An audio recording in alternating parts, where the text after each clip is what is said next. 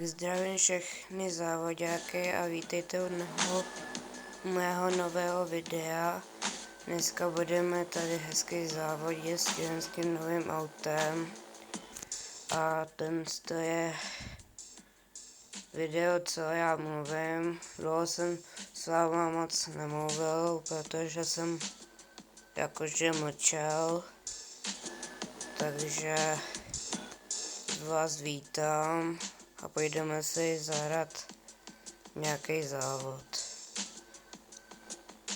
Tak dáme třeba tohle a zkusíme to s tím autem. Já doufám, že bude dost rychlejší.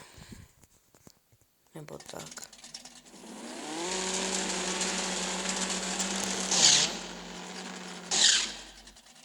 To taky rozpálil.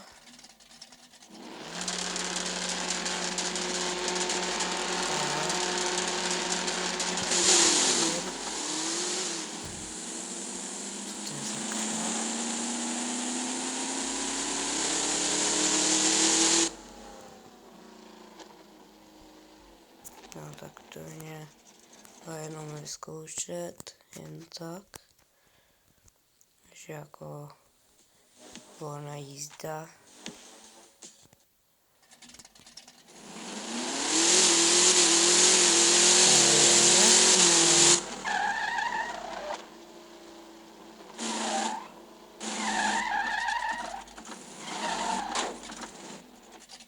Zkusím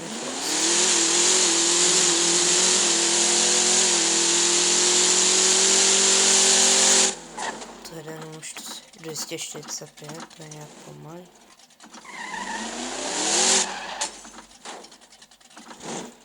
No tak to nevadí, ale vypadá hezky. Pěkný vejfuk, ale vypadá dobře.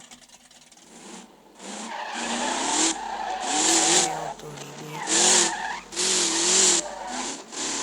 Se stejně to přeživky.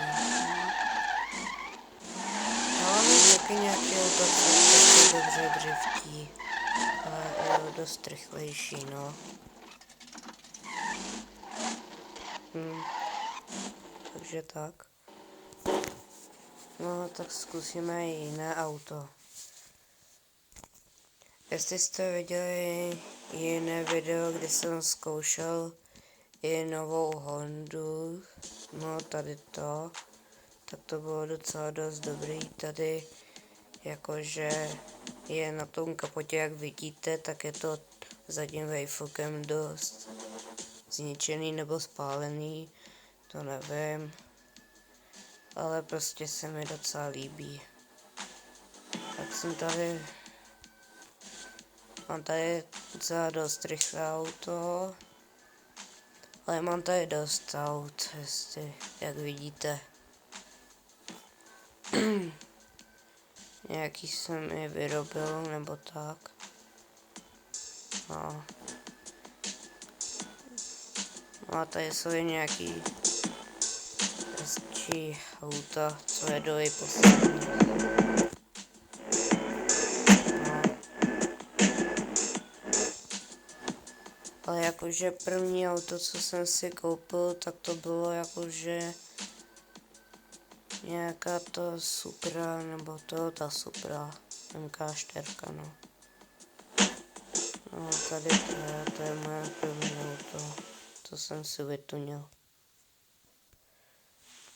No a pak tohle je druhý, třetí, čtvrtý, pátý, no takhle až na konec. No a to je asi moje nejrychlejší auto, jako.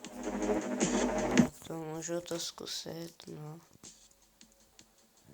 Tak dám tohle. Tak.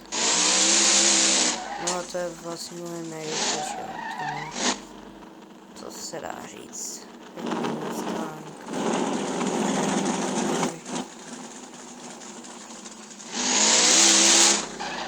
Prostě moje nejrychlejší auto.